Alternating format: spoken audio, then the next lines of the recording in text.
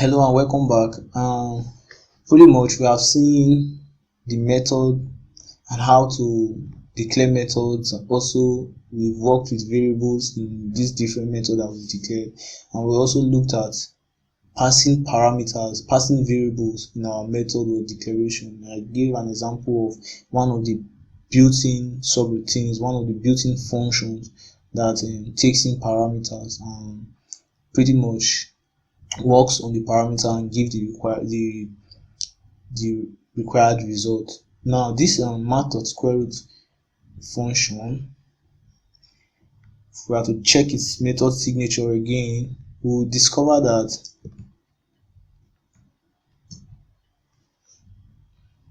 I'm loading the math class. Now we have public static. Now we don't have void right here, we have double, so it returns a double value. In our previous tutorial, all the methods we define return what is known as void. That means it does not return any value, but in the case of the square root function, we have a double value. So this value that it returns, this type of value that it returns can then be stored inside of a double variable. So that's why we can say double square root equals to math.square root, then we include the value 9.0, because the value it is going to return is a double value, and we can take that double value and put it inside of a double variable. Now before we get started, I'm going to like comment all of these other methods. Don't want them to be a distraction. If you still have them in your class, you can just commit them to, or you can leave them. It's all your choice, your decision. So I'm having an error because I committed all of them, so I can't call them. Now we have we want to look at how to declare a method that returns a value. So to declare a method that returns a value, it's simple. Let me just delete all of this. Fact.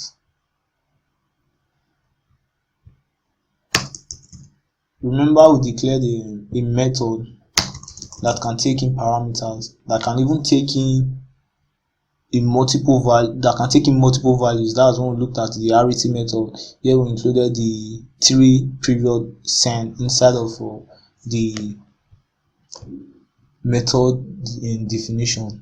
This is what I'm talking about, this method right here.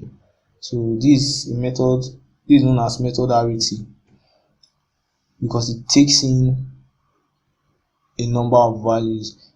You can't specify the length, it just depends on the user. The user might include hundreds of values, passing them, separating them with commas. Just that, make sure that each of those values is of the type that is specified in the method definition. Now I want to write a program that takes in 2 values and then return the sum of these 2 values. So we are going to say public static, remember is the class method, and we say int add, then we say int x, int y, then we do int answer equals to x plus y, then we can say return answer. As you can see, we just declared a variable, and this variable we just declared a method, and the name of the method is add. This as a whole right here is the method signature. This very first line, the method is public, it is static, so it's a member of the class, and it returns an int value, and the name of the method is add. So inside of the method we added the x and y value that was passed into it as parameter, and then you will use the return keyword and return the value. of answer. Now if I have a string value, I can say string name equals to Usman. I can't do a return of name.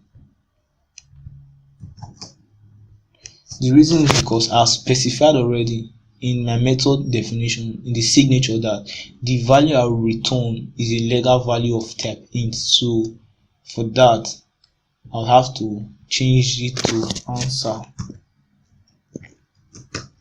However, if I want to return a string, I'll also specify that I'm returning a string. So in that case I'll have an error. So if I change to name,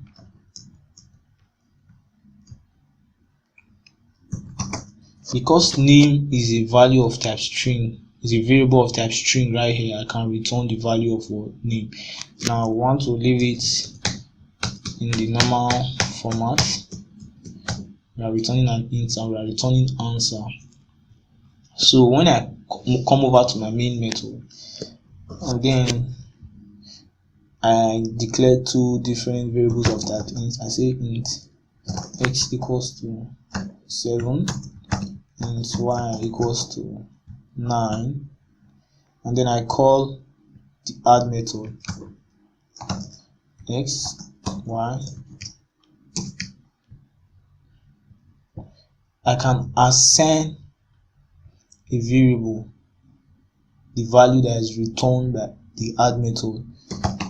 So I can say int answer is answer equals or this. Then I can print the sum of the two.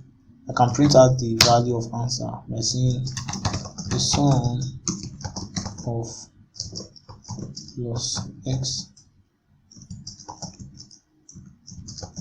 plus y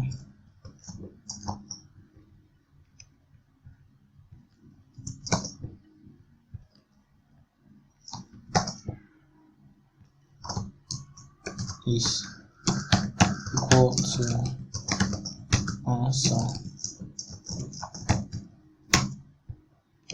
So I run the program.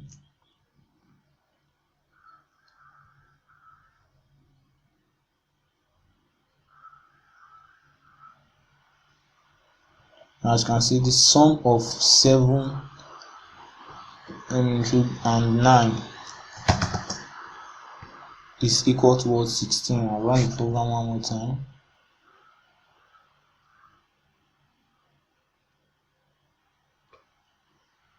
And so the sum of 7 and 9 is equal to 16. So that is it for method that returns a value. So we can also have another method saying public static double. Let's return the double this time around. Add numbers. It's going to take an array value, say numbers. You can specify the number of values we want to add inside when we are calling the method from the main method. So we have our length already, which is the numbers of length function. I say int length equals to numbers of length.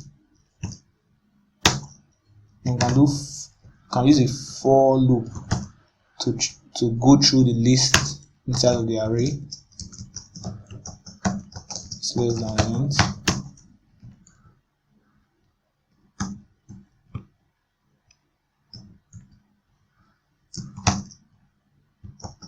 I plus plus.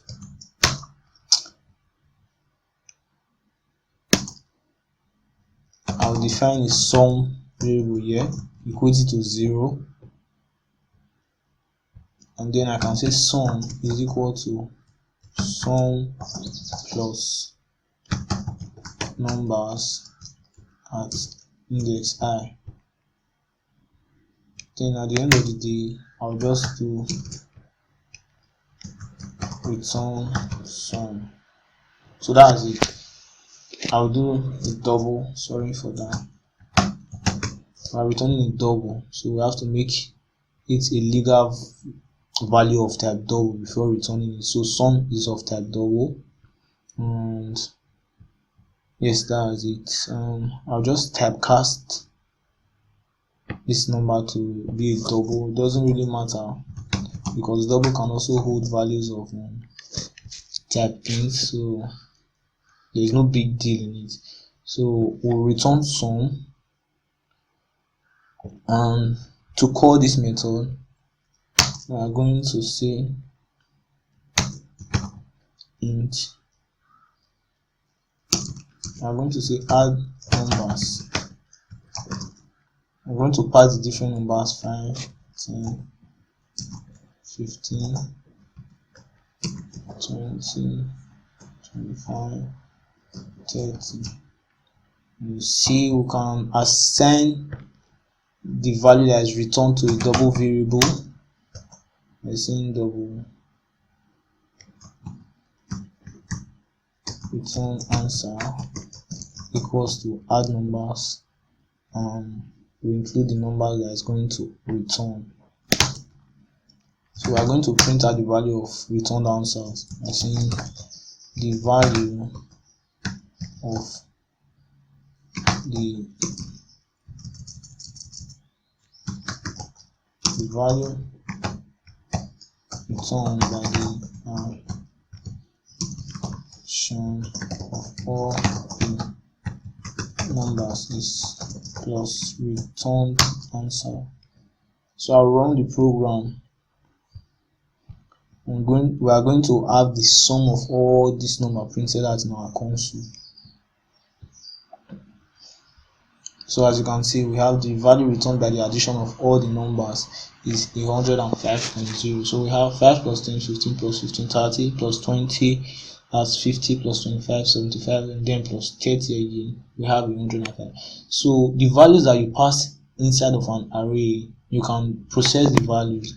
Now we have this is known as arithmetic, like I stated earlier, and this arithmetic simply is more like an array. So yeah, it's like you are passing in an array. You can also see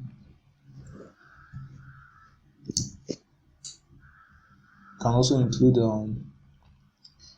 a bracket, but this time around if you use a bracket that says it's an array, then you have to pass these values into what an array.